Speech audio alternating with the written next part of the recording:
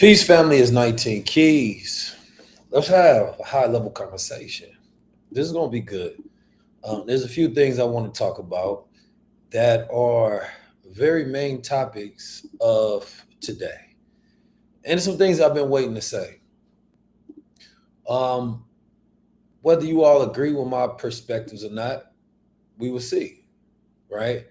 But I am ready to share some of my perspectives that you all have been asking me about the different things that's been going on today.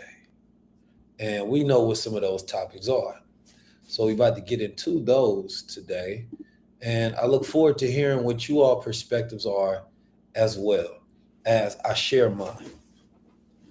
Now, first of all, I'm 19 Keys.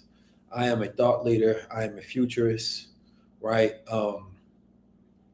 I'm a man who's living in a very interesting time. And what is that time that we're living in today? It's a time of shifts. It's a time of changes. And there's going to be a lot of shifts and there's going to be a lot of changes. And more importantly, I want to give people perspective that prepares them for the changes that's happening, that's going to continue to happen, right? And some of the ones that may take them by surprise. So they have somebody to be able to listen to during this time period. Because if I'm being honest, most people don't know what to think. And I can understand that. How would you? You don't have time. True thinking requires reflection time. And who has time to be thinking about what's going on in the world, right? So, first of all, I want to say thank you all for tuning in, regardless of where you're coming in from around the world. I have my Supermind coffee. You can get yours at goldewater.com. I just realized I got another video streaming right now. I probably shouldn't be going live at this moment because it might be taking away views from my other one. It's definitely not a smart thing. I wouldn't tell nobody to do this. Let me see if I can actually stop it. Nah, I think it's too late.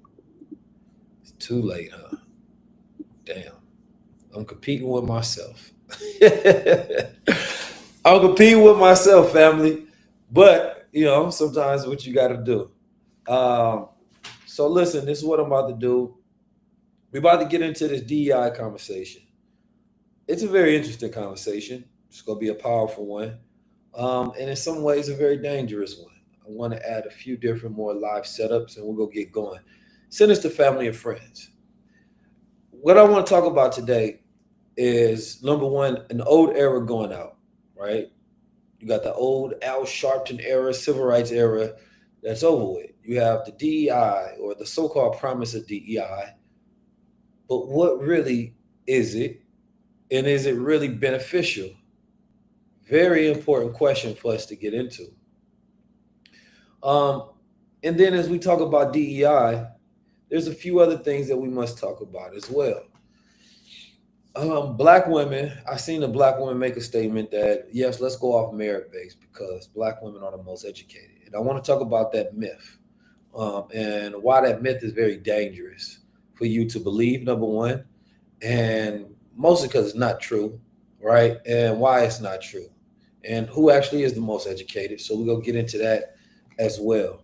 I think America fools a lot of people and it pits them into this. Trick bag is what we call it, right? And what is this trick, right? It's a trick in America to make you think that what you're doing is the right thing when it's not, right?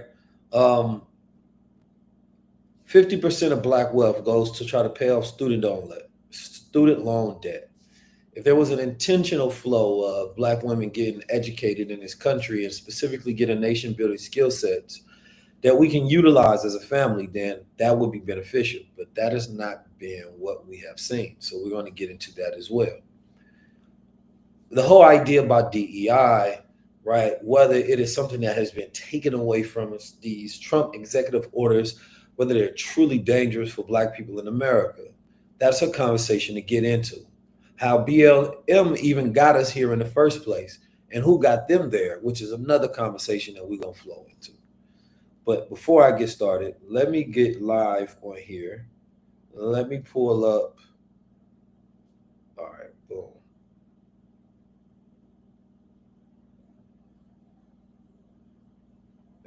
Myth. All right, the DEI.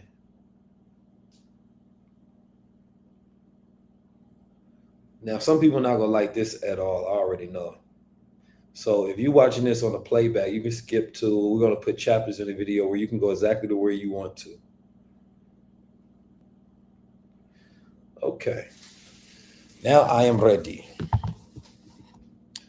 All right. First, let's start off with the DEI conversation. What is DEI? It is diversity, equity, and inclusion. Now, I want to say something about diversity, equity, and inclusion. There's Fortune 500 companies. Currently, there's around 8 Black CEOs, which accounts for 1.6% of all Fortune 500 companies. There's no diversity, equity, and inclusion. And for the purposes of this live, I'm going to speak from a perspective of a Black man. Because specifically, I believe that we do not speak as Black men, and the world has ignored us for a very long time for us to have allyship with everybody else while ignoring our ship.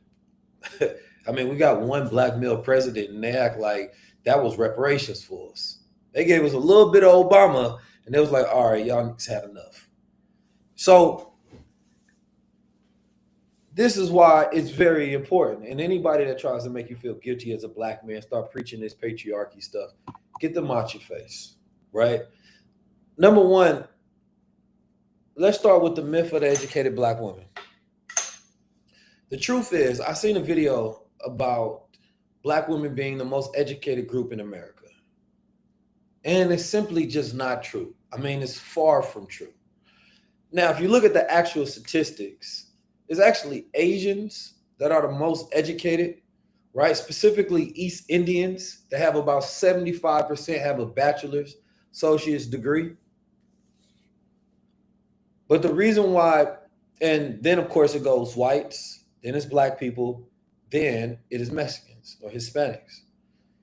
And the numbers was really most educated within Black groups. And I see some people say we're not Black. Okay, let's say original people, brown people, whatever we want to go with. I'm using the language that people understand. But it's never been true, right? And if anything, it's really actually only been divisive. Because what it was is we were making this. Let me get Young back. You want to talk stupid? Let me get you on out of here. We made this a divisive thing that Black men and Black women, right, utilize their education against each other. Black women said, we're more educated than you all, right? And it was like, damn, hold on, slow down, right? And then they started to think they're more educated than all, but they only represent 6%, so that could not be possible in the first place. So why is this thing a thing in the first place? Why is this even an issue that we're dealing with in the Black community? Is because they weaponize Black women to become feminists against Black men. And then they intersected their movements with gay, with trans, LGBT, right, and other minority groups, while oftentimes Black men were left out the conversation. Now, like I said, a lot of people are not going to like this conversation, but I got to give you some truths. I'm not here to sugarcoat. I'm not here to make you feel good about what's going on in the world. I'm here to tell you what's happening. The education should have never been weaponized against Black men. What this did is separate Black men. And instead of celebrating your success, they've seen it as a FU. Right? We're better than you. And this creates more of the so-called gender war, and it widens the divide in Black America. Right? So instead of the single Black woman that gets an education saying we're more educated than you, creating a competition, which only creates a rift, which decreases the Black family, and then it decreases the agenda that we have together collectively and being on code. Because all we do is say, okay, well, you know, if your interests are not my interest, then I'm not interested in you. So when we start talking about DEI and who benefited from it, right? I've never seen the conversation about Black men benefiting from mostly any of these programs. We would see programs on how Black women are thriving in business and how there's these funds for Black women and how there's minority and Black women funds and how Bank of America got one for Black women and minorities. And I would always think to myself, God damn, where the Black man fund at? Right? And we realized a long time ago there's never gonna be one. So therefore, what this really did behind the scenes is just created more division and more rift, right? A lot of it had never been vocalized enough where people can articulate what is actually happening and what's the process that we're going through, right? And this created a high level of sense of pride, right? And right, Black women, which is very good and very confident, but that pride and confidence should never be weaponized and pointed at the Black men. Because every time a Black woman start talking about they're the most educated, they were talking about against Black men. It was a competitive stance and an egotistical stance. So therefore, it was never something that was uniting us and bringing us together. So you have to look at the whole entire picture. Then we talk about specifically heterosexual Black men. Heterosexual Black men specifically were getting no benefits from none of this because we didn't meet any of the diversity goals. Now, I am a Muslim heterosexual Black man, which is even a much rarer, right, diversity. There's the Jewish community have just been added to the minority groups, right? While they're so-called getting rid of DEI, they're celebrating being added to minority. They say, well, we represent 2.1%. Well, Muslims represent like 1.6%. It's something even less than that in America. Yet they're not added to that group. So I'm not putting on there, hey, I'm a Muslim, I'm a Black man, I'm a heterosexual. Yeah, I should qualify for these points because they were starting to make these measurements based on these points. And I'm gonna get to Target and we're gonna talk about Tabitha Brown. We're gonna talk about some solutions and things of that nature. So it never benefited me. And I believe this is the average Black man, the way that they looked at it. And this is why Donald Trump became who he was. So there's a strategy, right? It's called the Southern strategy. This is what the Republicans utilized to do what they called de-alignment and realignment. So they believe that the party that you were voting for became misaligned with you, that the values that they represent no longer represented you, right? And nobody can say that Black men were benefiting from the Democratic Party. And we have been saying it and yelling it and yelling it and fighting for it.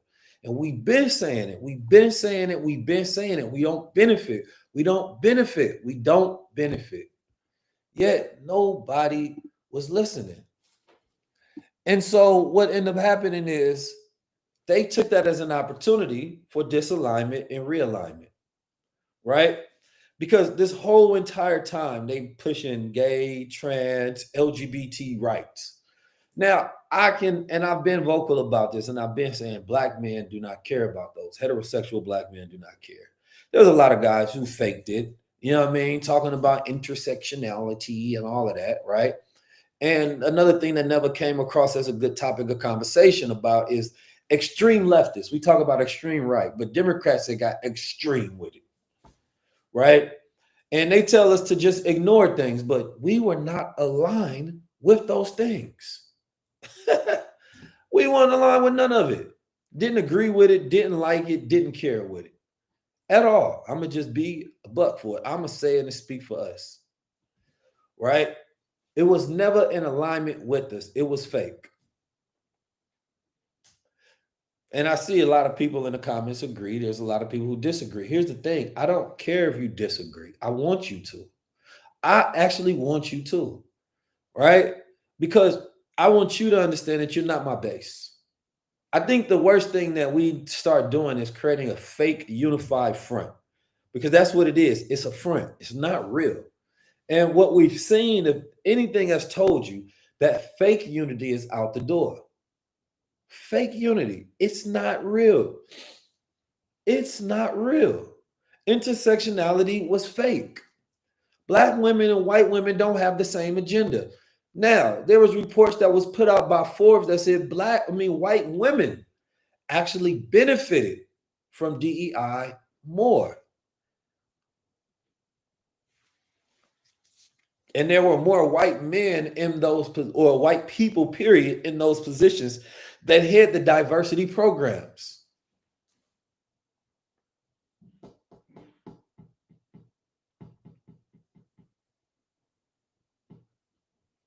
We've been fooled for a long time, right? They start utilizing this as a slogan specifically after, and this became super increased, after George Floyd. And there's a lot to talk about that I'm not going to unpack today. But at the George Floyd, they start rolling all these DEI. They looked around. Matter of fact, let's roll something I seen with Charlemagne the God talking about, DEI. And he was talking about how it was being played. Now, if you're on the YouTube, you should be able to see this. If you're on Instagram, you're not going to be able to see this. I'm going to play this video real quick. I've been watching videos. I've been doing research all day because I've been wanting to get perspective on this before I gave my perspective on it. So give me a second while I play this from my screen. Okay. All right. If everybody can see that, that is on YouTube. I'm going to play it. If you're on Instagram, you may be able to hear it. I'm going to cut off Instagram soon. I was really just letting you guys know that I'm live. Okay. This is what we about to do here. That was that sucker Charlie Kirk. We're going to get pulled over. Okay. That's right. All right.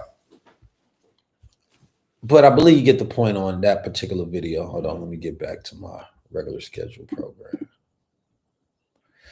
So I think it does give people the grounds to be more racist and to try to blame things on this idea of DEI, right? But then I've really been having a hard time to figure out exactly what it is and what it benefits because it's so broad, diversity, right? I made a video maybe about 7 years ago on how I said diversity is not necessarily a good thing, at least not always. Because diversity a lot of times breed misunderstanding. When the people that are in a diverse area don't understand each other, it's not a good thing. Look at America. America is the most diverse country. It's a melting pot. But people don't actually understand people's perspectives, viewpoints, histories, ways of life, language, those particular things. And this has been a very bad thing in America. And it creates this divisiveness that is easy, right? And so I always looked at that because I grew up in the Bay Area, and the Bay Area is super diverse. But I'm like, what is worth diversity if we don't understand each other? Because understanding breeds acceptance. And right now, we don't have that acceptance. Instead, what they end up doing is the elites look at the people at the bottom, easiest class to rule, right? It's the most emotional people, those in survival. So you get the working class, right, middle, and you get the lower class, those who have lower wages and things of that nature. And you play with their emotions and you pit those people against them so that they become emotional instead of looking at you. So white people use black people as a scapegoat for what the elite do to them. Because when I hear the arguments about black people, they be like, yo, black people.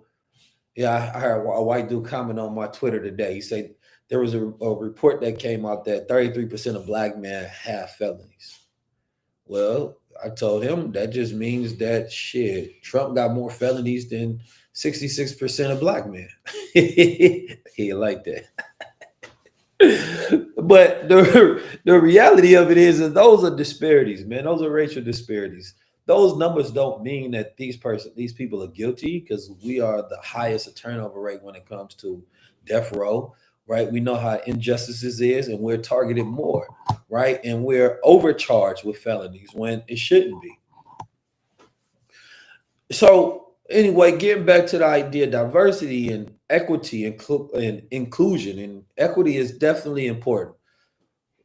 We've always had to work harder for what we've got. A viral tweet of mine went, I've never met a black man who told me he got hired just because he was black.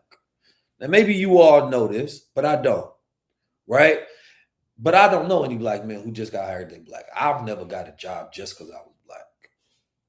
At least I didn't know, right? And if I did, I'm sure I would have gotten fired soon. Just because a person needs to patent their numbers, the question becomes, why would you need to patent your numbers? The DEI was a response to the discrimination that was happening in America, racial discrimination, off particular biases, off sex, off class. Because if you go look around in corporate America and there are no black execs, then you're saying that no black CEOs, you're saying it's because they're not qualified and that everybody else is more qualified? Because that is the message that you're sending us, which is, to me, is direct rhetoric from white supremacy that we are superior. But then white people don't even realize that they've been losing their jobs to Indians this whole entire time. Vivek tried to tell them, and he was supposed to be on the Department of Government Efficiency with Elon, but he started speaking too much. He forgot that he ain't got the complexion for the connection. See, he started talking about how Indians have a better culture, and if we're going off merit, we're going to be the ones getting the jobs. And based on education, they do have the merit over everybody else. It was actually true because 75% of Indians do have the degrees in education, specifically in the fields, right, that are the higher earning. But they say, boy, wait a minute now. It was like that moment of Dave Chappelle when a guy took off the when he had the Klan rally, he take off the hood and they realized he was black and their head exploded. The white folks can't believe he was talking to them like that. They said, man, you done lost your goddamn mind. You talking like you a white man, but you talking to us like we less than you. Let me see if I can find that clip. Oh, that was funny.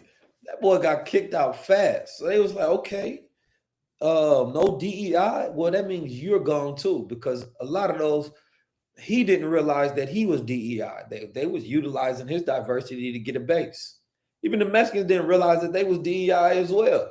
And now he like, all right, we don't need y'all. That means y'all going as well. So a lot of the Hispanic brothers, our brown brothers and sisters, is looking like, God damn, bro, we voted for you, man. And he like, I know, thank you. Now you got to go.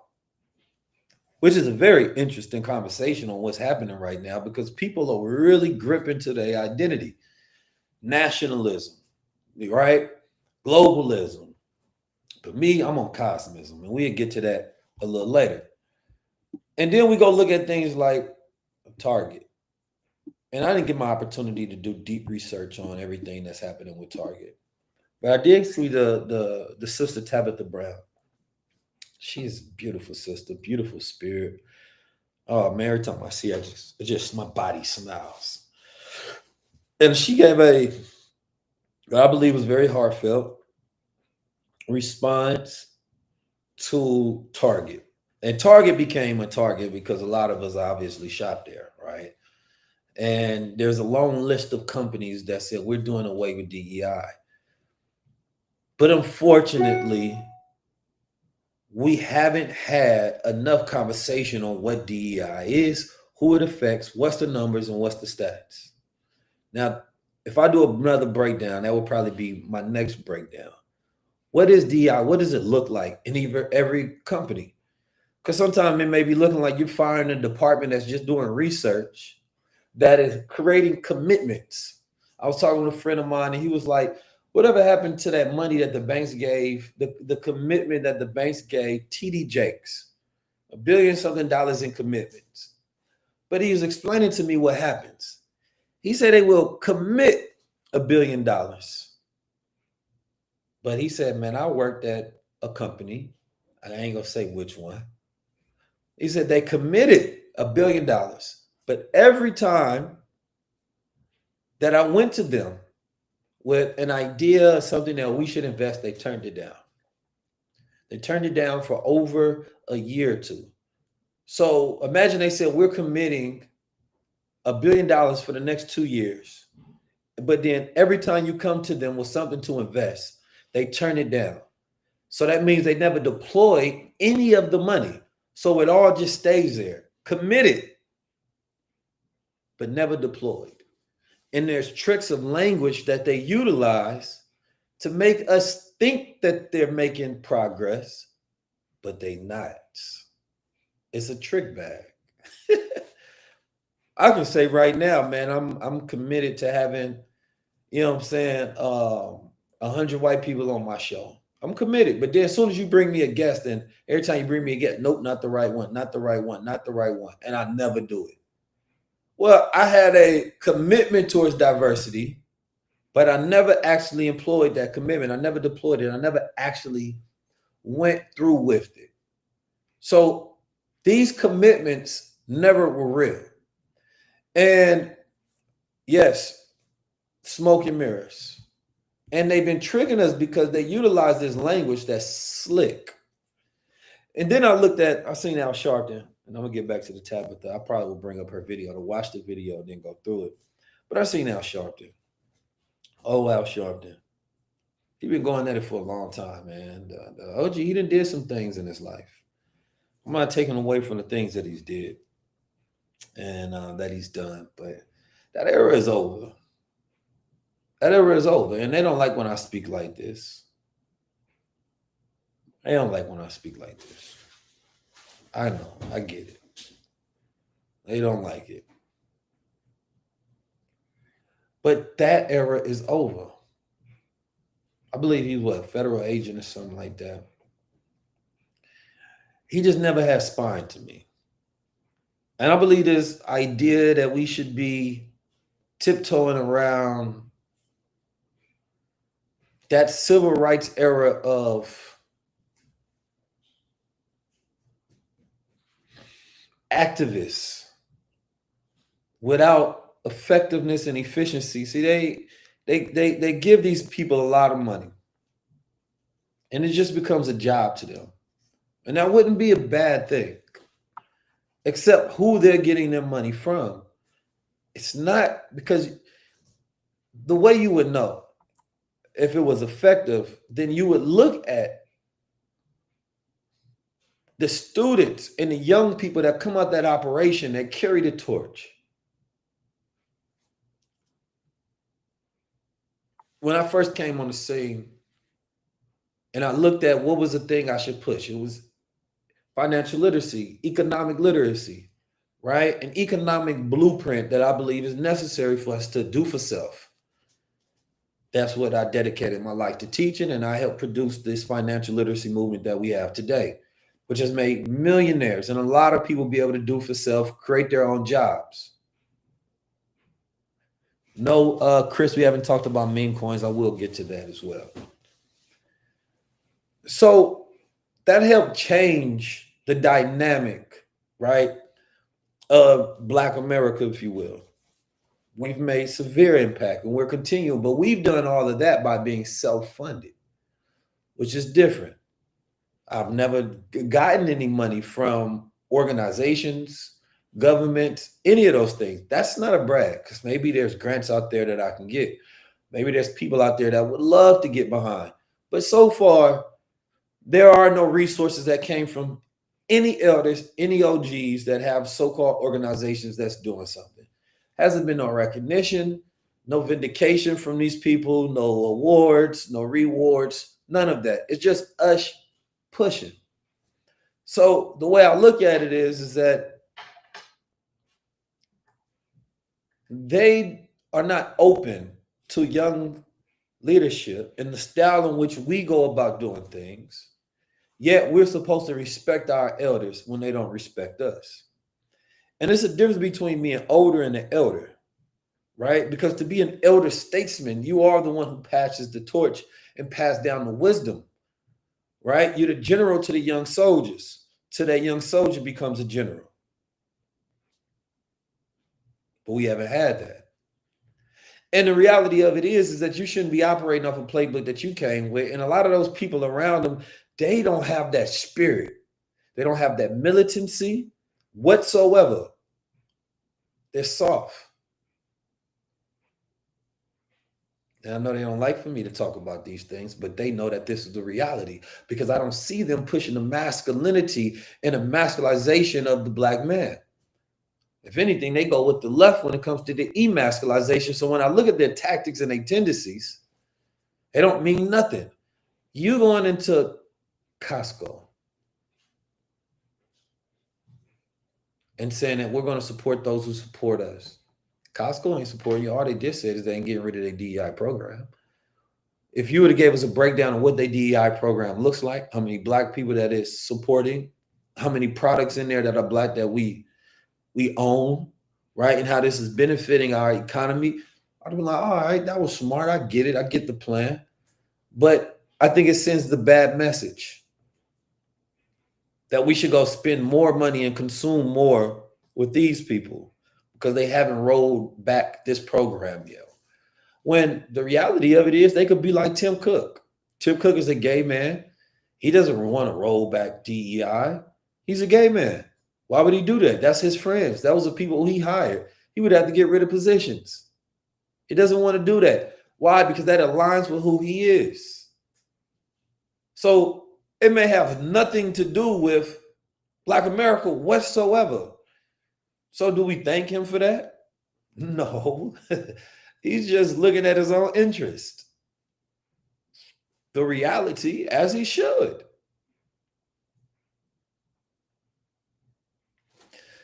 These are the times when we get to be really honest with ourselves and with the world. The Southern strategy, I can't play it on here because the man who actually came up with this, he's very racist. And there's a clip of him talking about the Southern strategy. I'm going to get his name so you all can look it up. But I was looking up this the other day. His name is Lee Atwater. And essentially what he was explaining,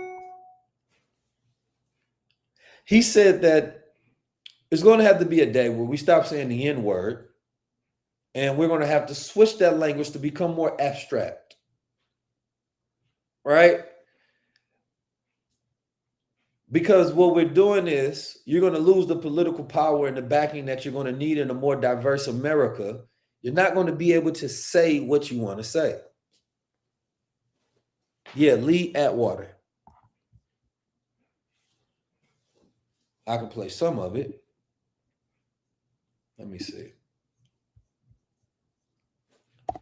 I just don't want him to, because he said it with a hard N. I don't want him to.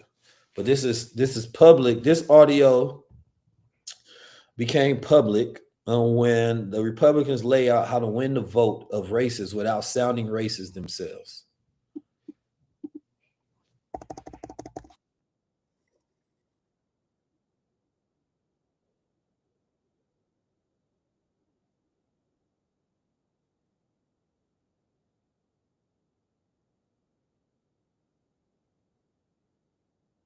He said you start off saying the N-word. I skipped it.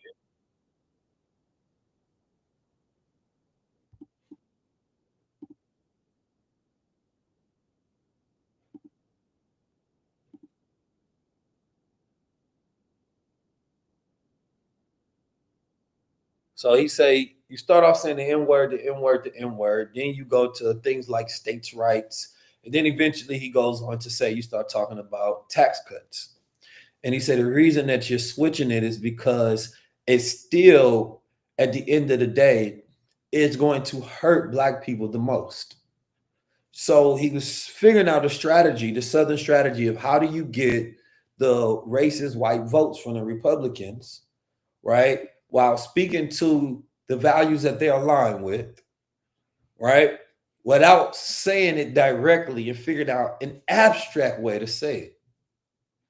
Now, in DEI was their abstract way of saying it. In wokeness was their abstract way of saying it. The problem is this. we became intersected in our movements as well, to where you put all of it in one group. Black people, LGBT, trans, women's movement. And it was like, oh, now we can figure out one language that wraps up all of that. Especially because they was going too far. And Democrats take no responsibility of going too far. They went crazy. And they thought it was just going to be nobody checking them whatsoever. They became completely unaligned, and they made the job of the Republicans very easy to get them a base. So when you see an Elon saluting, yeah, it's a dog whistle. Yeah, it's him speaking to a base in the rest of the world as well. He letting them know this type of time it is. And he's never even happened to deny it yet. He gonna get a lot of silly young black people actually to deny it, because they just want to be reposted by him. They're just looking for some favor, because it was easy for them to be out of favor with the Democrats, because they was like, well, I'm not going to get invited to the White House anyway. And it's true, which I can understand. I wasn't going to get invited regardless who was in that White House. So they weren't willing to be more radical and come to the black men and speak to them and ask them, how can we align with your values? So they lost that group. And the Reds said that, how about how we speak to your values? Because they just had to say, well, these things don't include you anyway. They don't include us. How about we link together against them? So it allowed them to shift over a base. So even the DEI conversation, if the average black man felt that he benefited from it, he would fight for it. He would fight for it. So what they did is they looked at the strategy. They looked at the strategy, saying, wait a minute, they got black men to separate from black women. They got black women to connect with women, white women, and the rest of minority groups. Then they got them women to connect with the LGBT and trans movement. This leaves black men over here, right? And then this became diversity. So anytime this start happening, black man dies, this diversity group benefits. And black men was like, wait a minute, where's the benefit in this? Because I would see a lot of black men defend it, but they would be defending women. They'll be defending Jewish people. They'll be defending trans. They'll be defending LGBT. And the rest of the brothers is just looking like, well, this ain't got nothing to do with me, man. We trying to get paid because black women keep telling us they're the most educated. So let me give me some money then.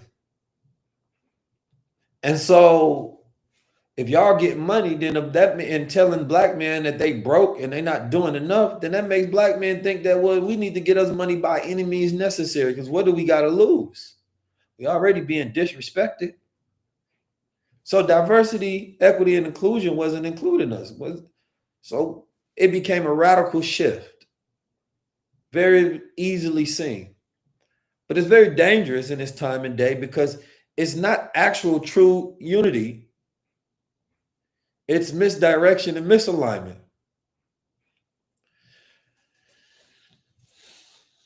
If you look at Bacon's Rebellion, it was a time where blacks were slaves and there were poor white farmers and things of that nature.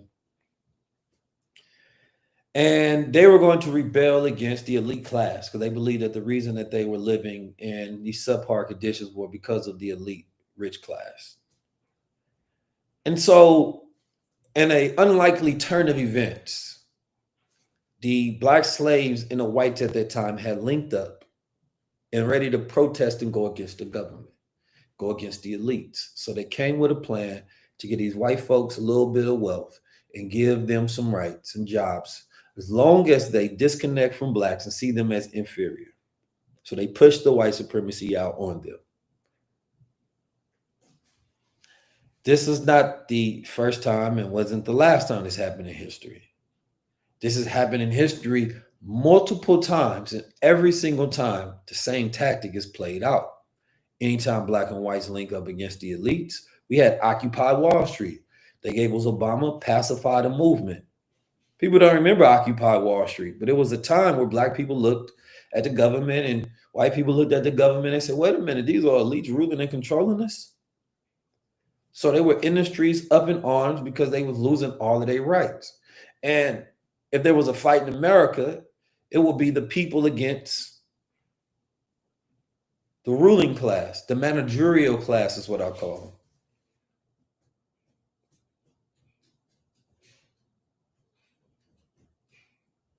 So somebody asks, where are the black men fighting for their communities? Everywhere. Black men are of the highest group, right, that are involved in the social and community welfare of their communities. We are number one, of course. I mean, who else is going to do it? We've been here. Every single decade we've been fighting. We've created movements. We just celebrated Martin Luther King, and he was what? Assassinated. Malcolm X assassinated. Who was just pardoned? Marcus Garvey assassinated. Dr. Khaled unalive. All of these mysterious events happen. How many black men can we go throughout history? We've never stopped fighting, honestly. And we've always fought the hardest. Not only that, we've been the biggest advocates in health movements, spiritual movements, community movements, political movements, all throughout the history. We've never given up.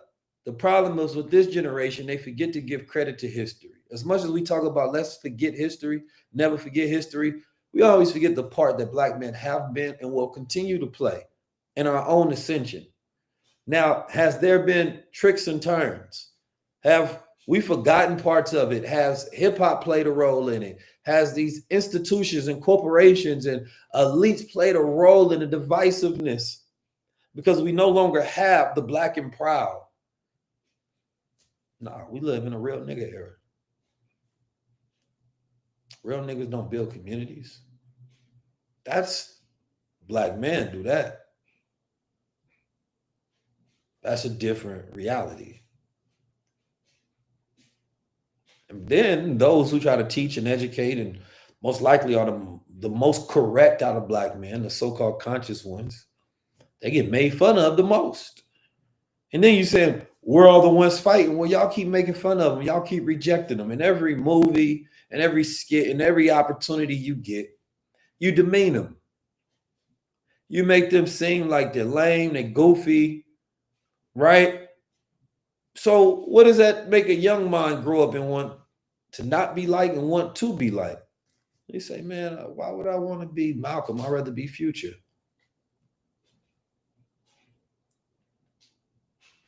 If we being honest.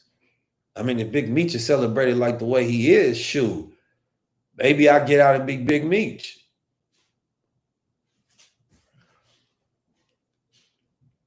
Because we don't make fun of the gangster, we make fun of the intelligent ones. Those who actually do be breaking down what's going on behind the scenes, you make fun of them, call them conspiracy theorists. We had a whole movement making fun of the Hotep movement. I'd rather be Hotep than a hoe. So that was done on purpose so that archetype never grows up. So if we talk about diversity, equity, inclusion, why haven't we done that in our own communities first? I haven't seen proper representation of a black Muslim man on screen since Malcolm X. Where's my diversity? Where's my equity? Where's my inclusion? If I don't exist, then I don't see representation. So black people are hypocrites as well, because we don't even represent diversity in our own depictions when we get the opportunities.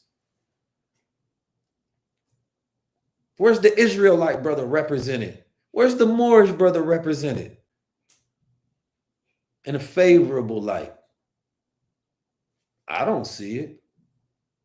If he's not Christian, gay, a thug, you know what I'm saying, a drug user or an abuser, he's not represented. It's rare. So you have to see it in real life because we don't even get depicted on screens.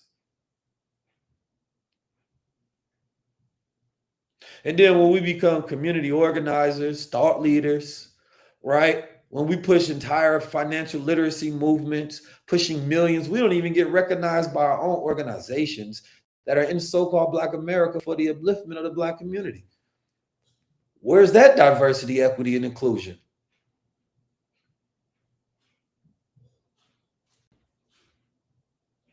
You can be mad at Snoop for being invited to their crypto communities.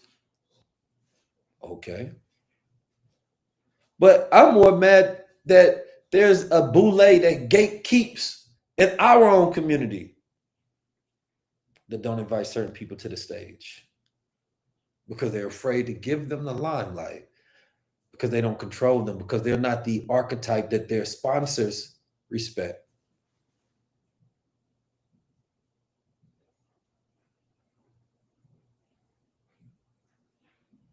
But what we do get, we get the people. We get the people. And a lot of those OGs don't like that. They don't like we have more influence than them. They don't like that we're more valid in the people's eyes than these so-called organizations. But what I realize is that the large percentage of the so-called talent intent for the Blue Lake community are just extreme capitalists. And that's fine if that's who you say you are. If you say that's who you are, let me be and let me recognize you for who you are. So I just do business with you. But don't say you the culture. Don't say you doing this for Black people and Black excellence.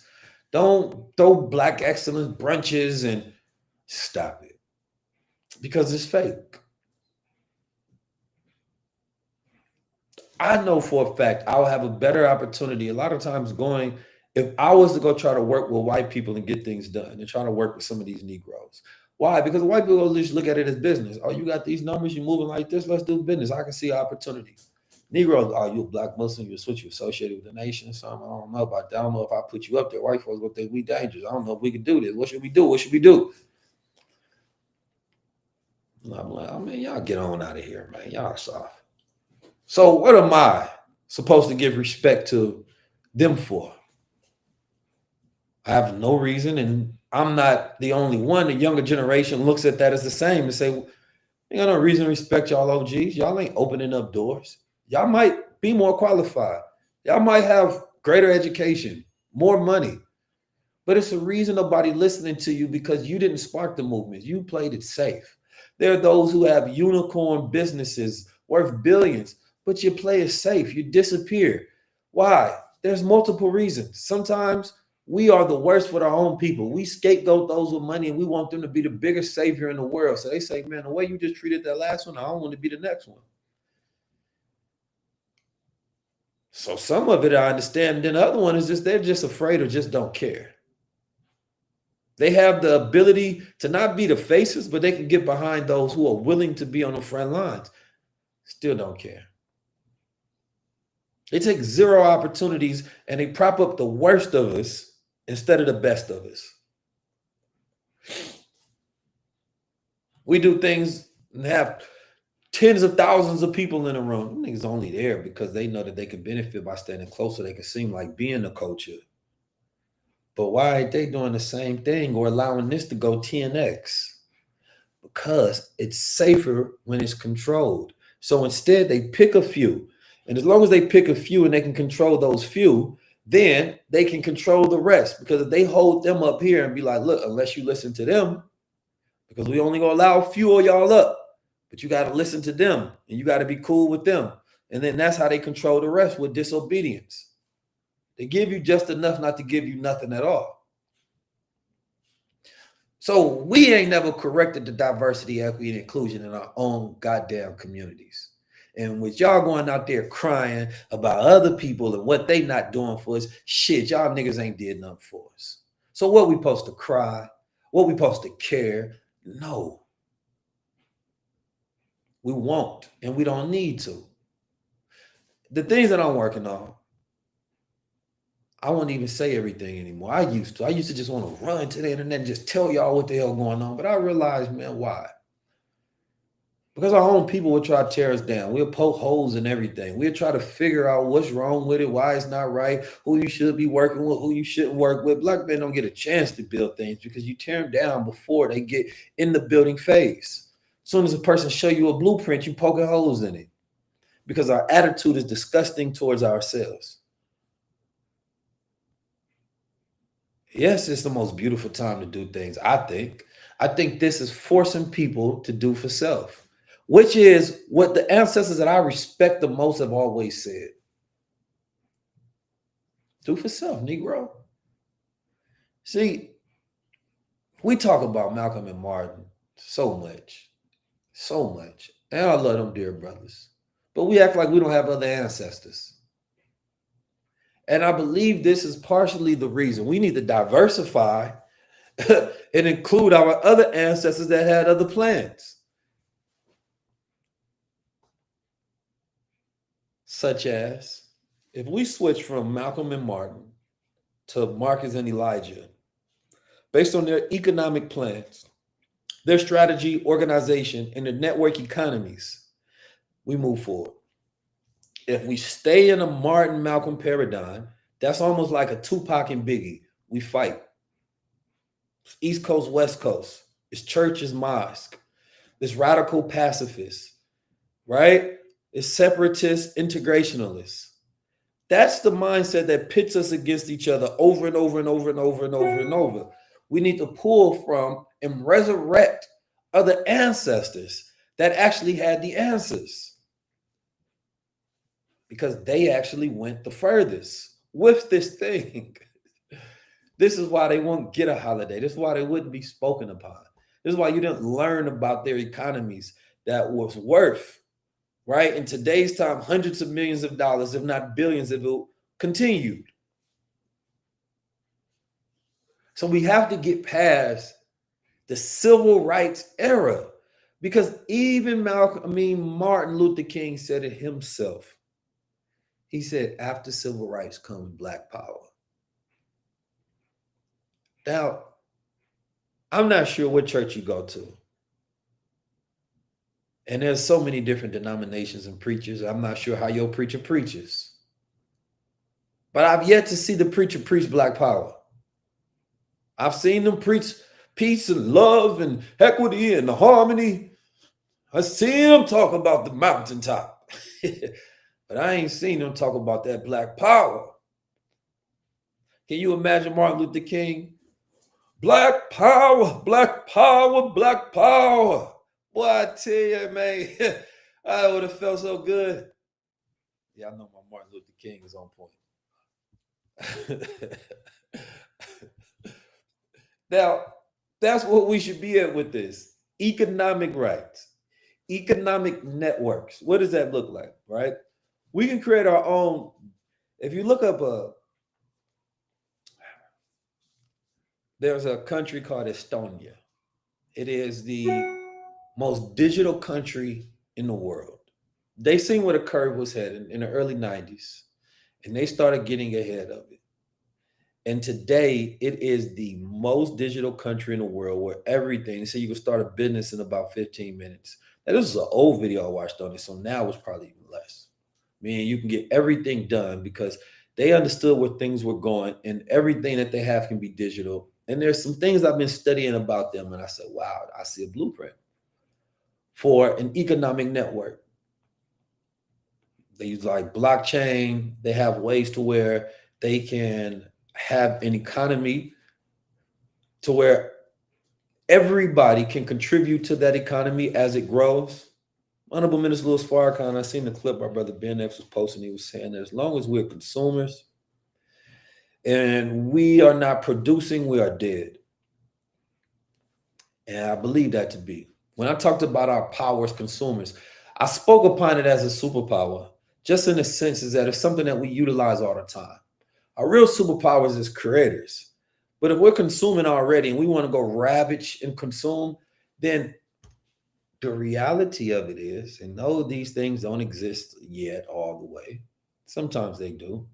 And this is where I get to our good sister Tabitha Brown, because I think she put out a beautiful dissertation of ideas and thoughts. And A lot of times people don't have the bandwidth to understand from other people's perspective. So they're not looking at her as somebody that is running an organization. And sometimes when you look at people with money, you think that it's all profit, right? You don't think about the expense and what's required somebody build up a dream. But then also somebody realizing that their people are not in the same position, but then also trying to be radical to where it was a lot that she was saying in that video. And I respect her position 100%, and I hold it. That you can go in there and you can go support the Black businesses only.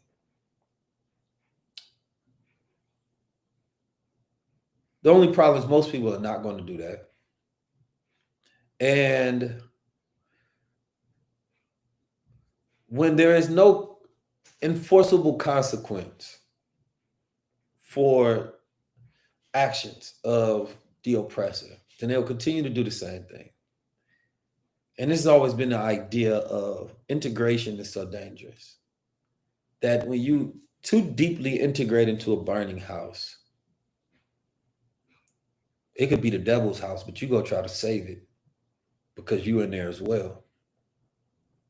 But the reality of it is you don't want the devil's house to burn to the ground, to ashes, and hope that it never gets resurrected again. But when you have a room in the devil's house, you say, wait a minute, I need to protect this house because I live here. And this is what I see a lot of people doing today.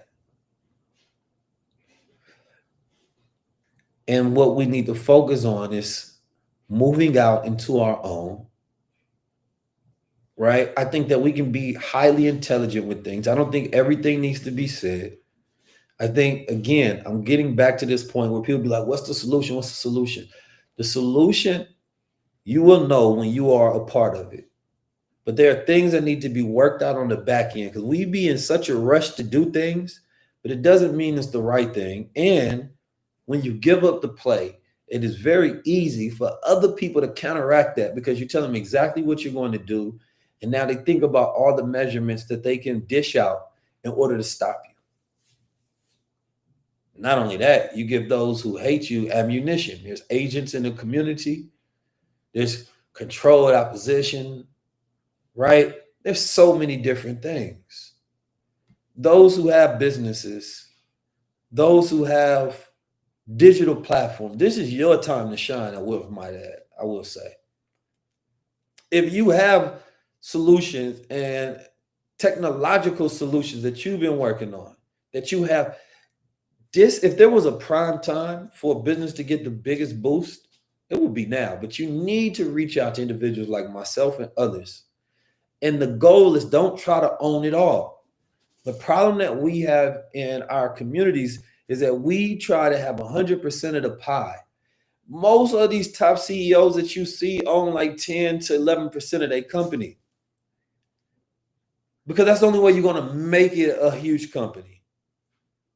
But we be trying to own so much that we don't incentivize anybody else to do the work to help us elevate into the position that we need to be.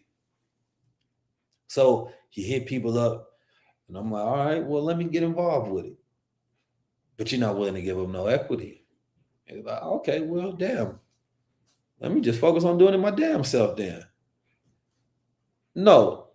I was talking to a brother, he was giving me a breakdown. He said, sometimes people come to people, man. You go to a person with a platform, right? He say, sometimes they'll tell you up front, man, I take 20%, you take 80%. Let me just manage it and get paid over time. Because they understand the value exchange and what's required in order to create something successful. But when you don't have nothing, you want it all. So you think like ownership is the key. No. It's equity and it's access, of course, right? You can maintain a controlling interest if that's something that is an issue. But there's a lot of people that have platforms that's just not willing to give up any ownership. And they're wondering why nothing is working for them because that's not unity. That's not this thing that anybody's going to ever care about. Not until we have mutual incentivization to build with each other through equity exchange. So I would love to work with people in AI and blockchain and tech and social media and whatever other platforms that you have. But if you want individuals that have influence and have access or have capital to work with you, you have to be willing to give us some equity so you incentivize that exchange to become successful.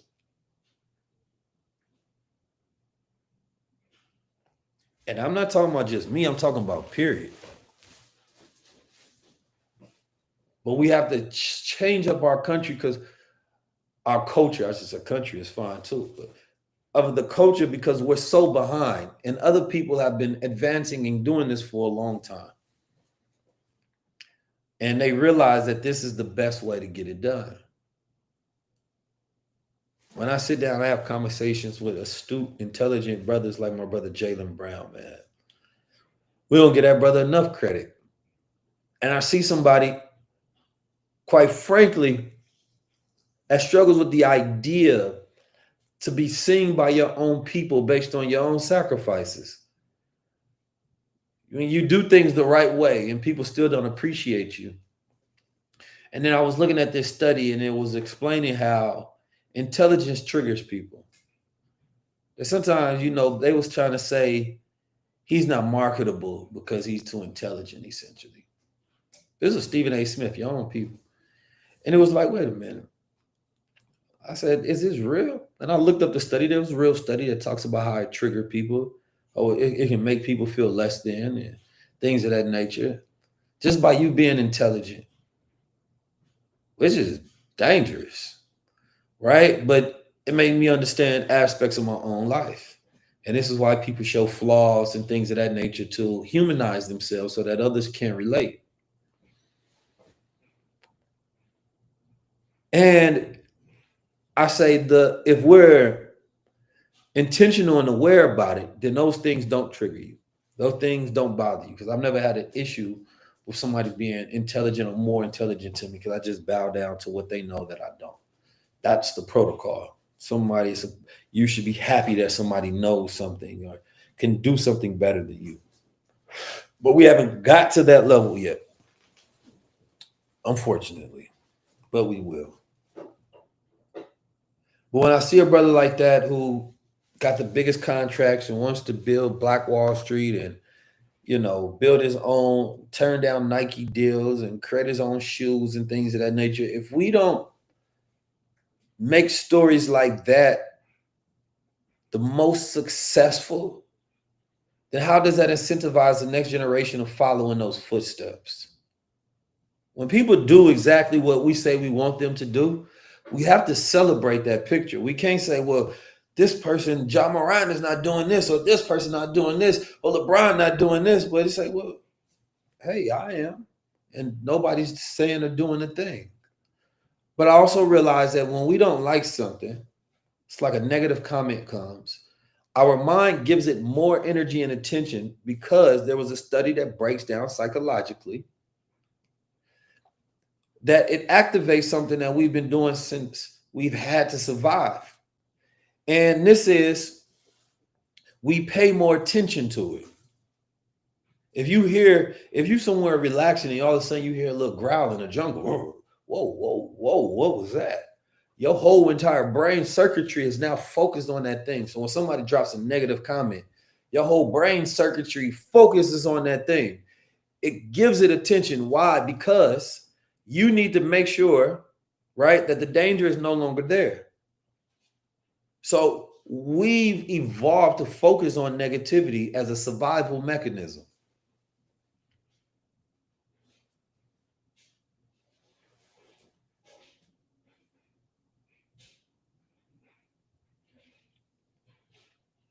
Right? So there are more beautiful things that are always going on. And that leads me to this movement. There are people every day getting rich right now in this cryptocurrency. People losing it all too, don't get me wrong.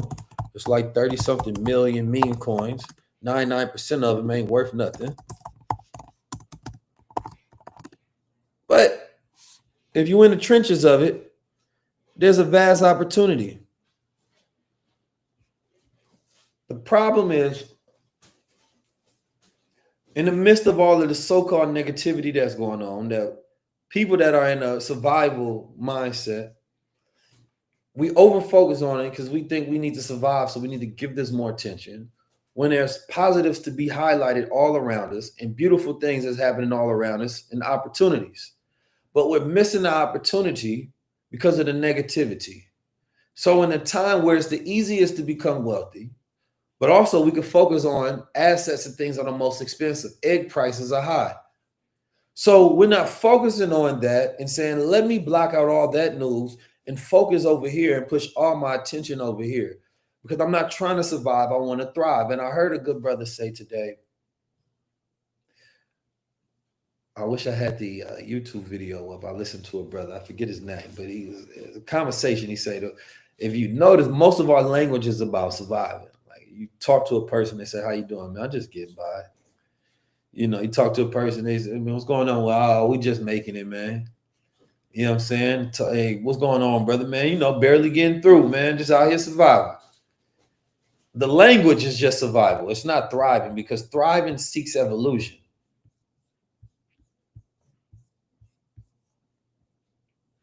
Thriving seeks evolution. So the question becomes, is not how do we get by? How do we survive? The question becomes is, how do we evolve? Now that deserves a whole video by itself. What we're going into is the evolution of a people. Now, that's more beautiful. The evolution of a people. So let's think of it like this. And I'm working on a book, so a lot of this stuff is fresh in my mind. We go from localism, the smallest level of survival. We see what's around us in our local environments. What's happening local, we think local, local problems, local issues in ourselves, in the household, in our neighborhoods. We think local, right? We were very local people for a very long time. The world was always local. The average person knew what was going on in their immediate circumstances and reality all across the world. Then we became national as we started. You grow up in America, Black people didn't always have nationalism, right? But patriotism, nationalism, right? You're an American. You think about being an American. No, we think about being Black, our local neighborhood, issues, problems. But then nationalism, we think about in the context of the United States of America, what's happening nationally across the board. And still a lot of people don't think nationally whatsoever. They're now identifying nationally. And then we got the internet, and the internet destroyed borders. It became a borderless world. We stopped just buying things that were local. We on Amazon could be ordering stuff from Alibaba, right? We could be utilizing DeepSeek AI instead of open AI. This is globalism, right? We worried about problems in Palestine and things going on in Congo and other places. We start getting a global thought process, right? One of the first biggest protests that happened was in Egypt. What was going on with social media. We were paying attention to what was happening with that. It became globalism. But this is something that most people don't think about at all. And the evolution for us is above all of that. The evolution is not localism, it's not nationalism, it's not globalism, it's cosmism. But we're connected to what's going on in the cosmos, from there down to ourselves, so that we have the highest level of perspective on things. And we plan from a cosmic perspective over time of what we want to do. We're not trying to control space. Our goal is to control time. And when we do that and it becomes our time, we become time territorial. The next 100 years, we're going to win. When we start making plans in time, it changes our whole trajectory, because we're thinking not from a place of survival, but evolution, evolving upon ideas that requires resurrection of some of our ancestors. Get into that later. We're now the 25th past yesterday, where 6 planets are in alignment. We're going to what they call a solar maximum. right? And what does these things mean? Maybe nothing to the average person because most people are local observers. But the elites plan with cosmic events. There are traders who plan with the moon and the sun. There are people who make plans based on every 11 years, based on solar cycles. So when we got out of time, we start becoming a cosmic people, but all throughout eons on this planet, Christians, Muslims, Buddhists, whatever, all of them were connected to the cosmos. You go to Japan, you go to wherever, but we are a generation so disconnected from cosmism that all we focus on is local problems. And so we never see the bigger picture.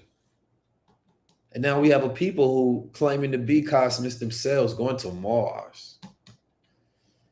That's looking at interplanetary travel within our solar system, expanding out. And I'm not talking about astrology, astronomy. It's different. So once we start thinking like that, you realize that local problems are not that important. Why are we so stressed here in this atmosphere is because we feel that we're stuck down here. Not realizing it's just a cycle. And most of the things that we're living through today, somebody planned 10, 20, 30, 40, 50 years ago because they was planning time. So once we become time territorial and we start building and we get back into a perspective and an attitude like they had in the time of the 1920s. What did they have during that time? They had a belief in things being possible. We could build our own, we can create our own cities, states, countries, we can do for self, we can build nations within the nations.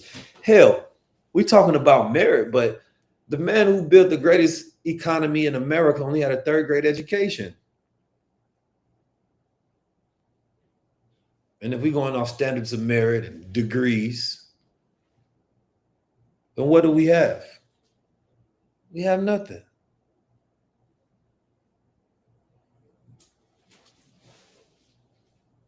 How is that possible? So we realized that, and this man gave us knowledge of the stars and astronomy. He told us how far the distance of the sun was. Why? Because he wanted us to be a cosmic people. Imagine that, you in 1950s, 40s, 30s, 60s, and somebody's giving you a lecture on Mars, telling you that Earth is 93 million miles from the sun, teaching children to understand the total land square miles of the planet Earth is 196,940,000 square miles. That the Pacific Ocean is 68,634,000 square miles. Right? Giving us a breakdown that light travels at the rate of 1,037,130 miles per hour. Why? Because they would say you need to know your universe. Honorable Muhammad made us cosmic. And then we localized ourselves back down to the ground again and only worried about what was happening locally. And we lost our connection. So once we elevate past the local problems of the world, the stuff that's going on all the time, we think these things matter. And we realize that if we look out over time, the people only scared is because they don't have that much time left. So if we were to look at cycles on this planet, Africa average age is 19. They're getting more time while America is getting less. But how are they getting more? Because the people is judged by their youth. You look at the young generation, it tells you who's going to rule the future. If they got more people and they got younger people, then obviously, unless, and this is where you have to understand, well, if they're losing population, they're going to become the new minority, then what would you do if you were in power? And I'll close on this point. I will create robots and I will play God. So if you go play God, because you can't create babies naturally anymore. And when we look at AI, that's what it's doing. When we look at the sun and moon, that represents man and woman. That 1 and 9 represents masculine and feminine. And as Honorable Minister Louis Farrakhan said in 1995, he said, when that 1 next to the 9, it represents something to be revealed. What is that? It means that something to give birth, something to be uncovered. So they won't play God. Well, we can't have babies no more, but we got to figure that out, because when a man and woman comes together, they playing God. They producing life. The DNA, when you break down the numbers, it equals 19. The D, the N, and the A.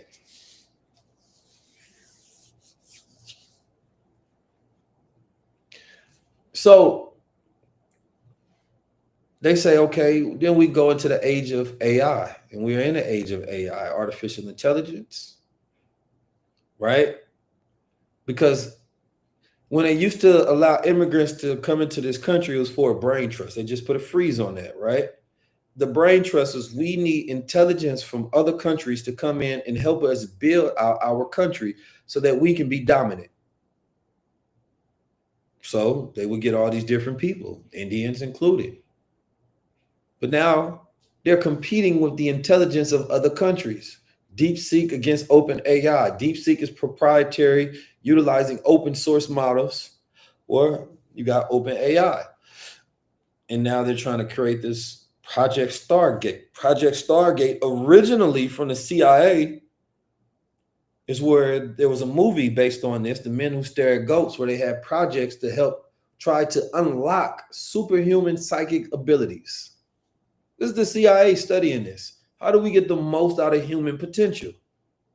Clairvoyance, right? Telekinesis, right?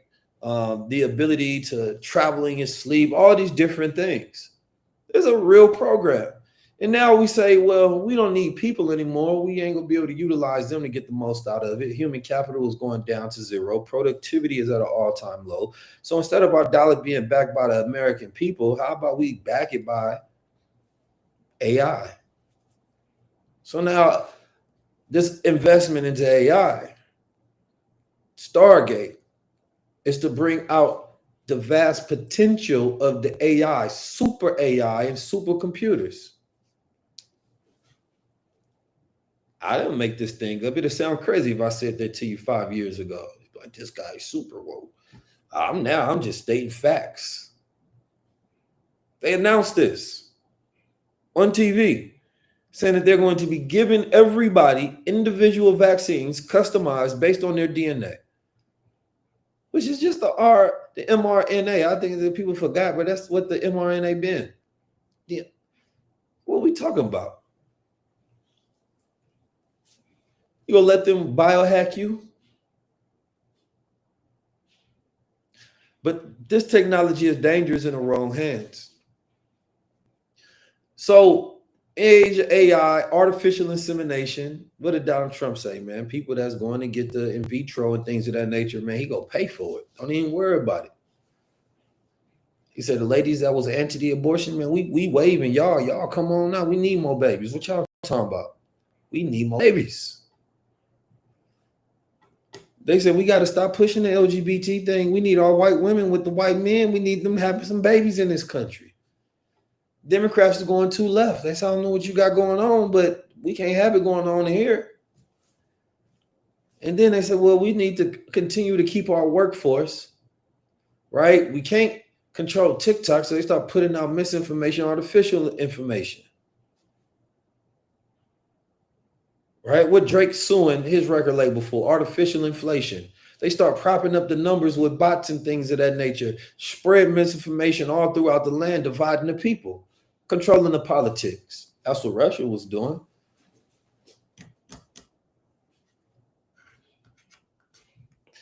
Then this is the loneliest generation in the history of the planet. The younger generation not even having sex with each other. They're having sex with the screens. Artificial intimacy. You think you connected with people because they give you comments and likes. You don't even really know nobody no more. AI is taking over our life in multiple ways. And then what is the fight right now? What did they just ban? They're trying to keep people alive. So artificial ingredients, the FDA banned Red 40. Is a fight. Donald Trump was mad at Europe. They say Europe, then these countries treat us bad. They don't want to buy our food. Yeah, because your food is not real. It's artificial ingredients. So they trying to figure out how the hell do we goddamn reshore and make real food so we can sell it and give it to our people. This is going to be the first generation in decades without fluoride inside their water. They trying to reactivate that superhuman consciousness. Because how could America survive with China on their ass, with India on their ass like that? And then white people looking at how did we artificially inflate our numbers? So now they reaching over the pond to the South Africans and to the Europeans and say, brothers, we're all together, man. If our numbers are dwindling, we need to be together. Same way black people start talking about a diaspora. We say that unity is the most powerful, but they are actually putting together a plan to unify. Now, we've been doing it here, there, here, but the intentionality behind it, the digital networks that we need to be able to create, the nodes and modes and cities that we need to be able to create, that's what's necessary. The passing of the torch needs to happen to the young minds who have the ability to lead right now. So yeah, there's AI. The American Indian was replaced by the American immigrant. Two AIs, one switch, American Indian, American immigrant. And now the IA, the Indian American, is at the top in America when America started from the American Indian. Oh man, what an inverse reality that we live. So the plans that I'm willing to support and I'm willing to work together with are those who are willing to fight for this age of evolution, this age of cosmism that we are inevitably have to go towards to think about thriving and evolving. Evolution. But in order to do that, we have to paint a picture of the future. Because right now, when we think about the future, it's almost like thinking about death. It's an apocalyptic dystopian future based on the representation of Hollywood that has put this infantile doomsday in our mind. And that's not our future. Our future is actually really bright. Yeah, we go do that, Zeke. Come on, man. Our future is really bright, and I'm looking forward to it. If black men in America, think about this, our numbers have been getting worse. When you're at the bottom, you can really only go up from there. So I believe that it's going to be a glorious evolution, not just a revolution, evolution that you're going to see. Because we realize, like, God damn, man, we was already had it bad. It's time for us to switch it on up. It's time for us to go to this next level. Those things didn't work, right? None of them was working. And we've been pissed off for a long time because of poverty-induced stress disorder, PISD. And most of our problems come from poverty. I did a statistical study and I analyzed the fact that if we look at the amount of poverty we have versus the amount of crime we have, we look at the amount of crime whites have versus the amount of poverty, if they have the equal amount of poverty that we have, then proportionally they will be committing more crimes, which means that we're actually more peaceful and more civilized based on the amount of poverty that we actually have.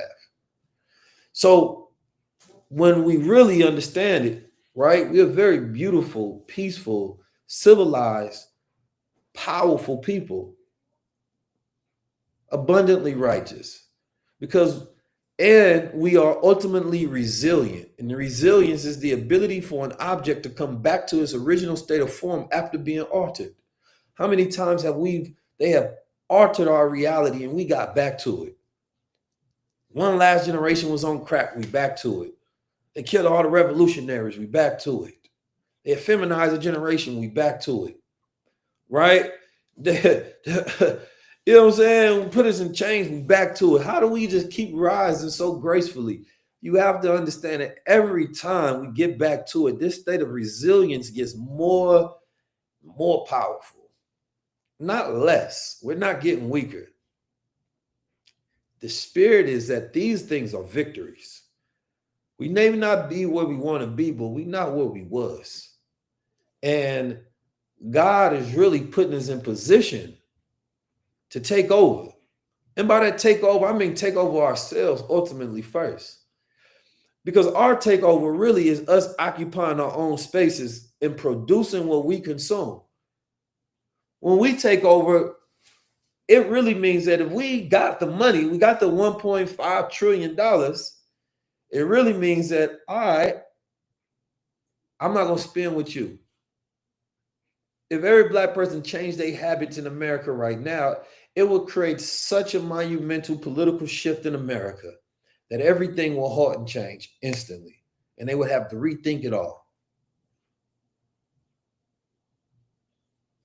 Habits. That's the evolution. Prosumership. Produce what you consume. Resilience, not reliance. See, they put out the WEF report. They say you will own nothing and be happy. And they say, I hate that. Then I thought about it. I said, damn, wait a minute. There might be something to that. And then somebody like, wait a minute, Keys. Oh, hey, I was with you till you said that. I know. But I thought about it. I was studying the Hopi people when I was studying indigenous and ancient tribes. And if you look at the forming of this country, they lost so much because they sold the land to the oppressors. But that's because they didn't know that you can own the sky. They didn't know you could own the land. They never looked at it as ownership. They looked at it as dominion. We come to master the land, to study the land, to know it. This is our domain. We live in harmony with it. We're not here to extract all the resources out, to build things on top of it, and then to erode the land based on our extraction. No, we had practice of regeneration. So the younger generation are looking at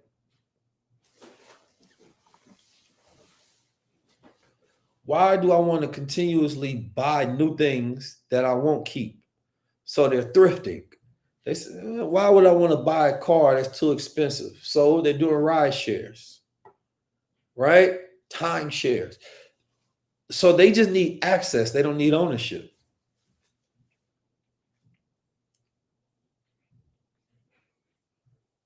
Somebody say, Keys, why weren't you talking about this 10 years ago? Have you ever looked at my videos from 10 years ago? Why weren't you listening? If y'all go look at my old videos, you ever did that? I did. I looked at my old videos from like, let's say 7 years ago. 10 years ago was like 2014. I don't think I was on social media. I was, living. I was in the real world before this digital takeover. I put my old videos in ChatGPT. I transcribed them out, and I said, how accurate have I been? It gave me around like 92, 95% accurate. I think I was about 100%, but whatever. I've been speaking on this, been teaching these things. Before you can find anybody Black that had a platform speaking about AI and cryptocurrency and blockchain and these systems and so many different things. Even when it comes to financial literacy in our community, I have ushered in this whole entire era, right? We've been on it. There's a record, right? There's a long history and record of educating and preparing us before these things got to where they are right now. Not we only looking at them as obvious now. Yes, they're painstakingly obvious now to talk about them. And people didn't understand them because you're so stuck in local reality that you couldn't see ahead. But I'm looking at the cycles and I'm like, no, this is where things are coming. Let's prepare. So I said, the least I can do is put myself in position of authority. So let me teach my people these things now so they will know that I've always been in position. So now there are more people ready, right? More people are ready than ever, which is a beautiful thing. Now, somebody asked me to go back to the meme coin thing. Listen, we have infinite wealth strategies where we teach, it's a community, right? Where you can learn from yourself and others. And I want you all to be a part of it. So comment wealth, you want to be a part of that. Number two, we have an event February 7th in New York. I'm not doing a traditional tour. I'm doing a different type of tour, different type of experience. I've asked my brothers, I need my brother Zeke there. I'm going to hit my brother up tomorrow. I need him there, inshallah. I need you to be in the building. Talk to my brother Jaylen. I'll talk to my brothers. Talk to Trav. I'll talk to a lot of different people, man. And inshallah, it's going to be a beautiful day. Talk to my brother Ferd. Talk to my brother Joey Badass. Talk to Sway. You know what I'm saying? I talk to a lot of different people, and that's why I say 19 Keys and Friends. Let's go be in New York at the Gramercy Theatre. Tickets are actually almost sold out. You know, for some reason, people are always late and like to buy stuff last minute. We had seen a huge jump in tickets. So comment tour if you want to get a ticket to that before it's sold out. Don't be trying to wait the last day or two and then they sold out. You like Keys, where's it going to be at? It's at the Gramercy Theatre in New York. Wherever you at, drop your stuff, come through, because that'll be the day where we lay out some plans for the future. So I want those people who come there to be involved, right? We have plans of dropping some coins. We'll talk about that a little later, but the tour is definitely key. I'm going to put a link up here for everybody that wants to get involved. Send this video out to a friend of yours that need to listen. If there's something in a video that you disagree with and want me to cover, because I know I sometimes speak in a very broad manner sometimes, and I want to be able to go back and cover whatever points that I'm missing, because this topic is important. And like I said, I want to write with this topic. I want to make sure I have all of the stats. And it's just been a little hard to configure those stats on what the hell DEI really is, coming back to the main point of this video. I don't know what those stats are. It seems that, you know, depending on where it is, DEI is something different. It's not the same as Apple, as it is in Costco, as it is in Target, as it is in Walmart, right? As it is in BET, or as it is somewhere else. It's different everywhere, right? It's just a buzzword to make people feel guilty and put some activism behind that guilt. But what it actually becomes, I don't know. So if it doesn't affect you, then you don't care. And that's been our stance for a while. Now, it is dangerous to have no stance and not care at all. There's a lot of government contracts. There's a lot of billions of dollars that have been switched over. There are people that was able to get their businesses in these places. And I don't take that lightly when people are able to make advancements, because a lot of times that was them taking advantage of the reality that we live in. So it's not my job to be unempathetic to the plights and causes of people who have benefited towards it. I just speak from a general mindset, right? To understand why the masses won't have the same agreements on these things being important to us, right? All the way. And we need to have a broader conversation that breaks down and have transparency on what those things are. And we need to have more roundtables about the future and what those next steps are to evolve as a people. For all those I was asking for, the ticket link is the link right here to the left of my screen. You can scan it. Those that are on YouTube, those that are on Twitter, right? Make sure you scan that. I really appreciate y'all showing up. Really appreciate y'all being here. We got 2,000 people on Twitter. We have 1,000 people, almost 1,000 people on YouTube, right? That's beautiful. And we got 300 people here on Instagram. So we got about 3,300 people. So make sure you tap in with that. I'm also going to put the link to the Infinite Wealth Strategies. For those that was asking how to get into the Infinite Wealth Strategies, boom. So click here. You can actually join in and do our payment processor, so you can get in at putting half in now, half later, so y'all can stack in. All right, so here's what I'll say about that last minute. The crypto thing is interesting. This is what we call the accumulation phase. When you see it constantly staying the same, You really want that. That's the time when you buy, right? What you're going to need to know in this game is who to follow, their specific Twitter accounts, right? Discords, Telegrams to be a part of, because the right information can be worth millions.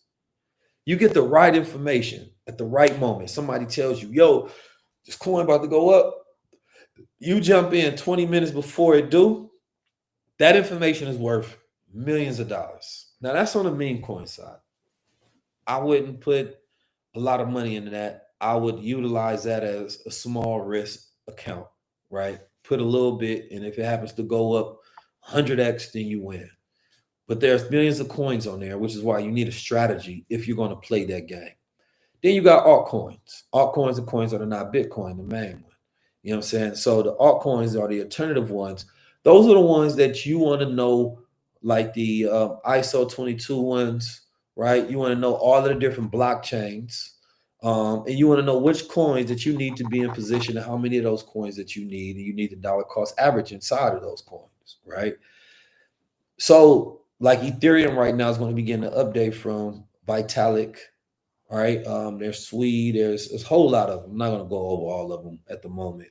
But you want to be in those coins. So when the cryptos go up, right, and they're making 2, 3x's, you have your bags in position, and then you're not waiting and responding saying, okay, now let me get in them. Because that's what happens to people. They get the fear of missing out, and then they jump in.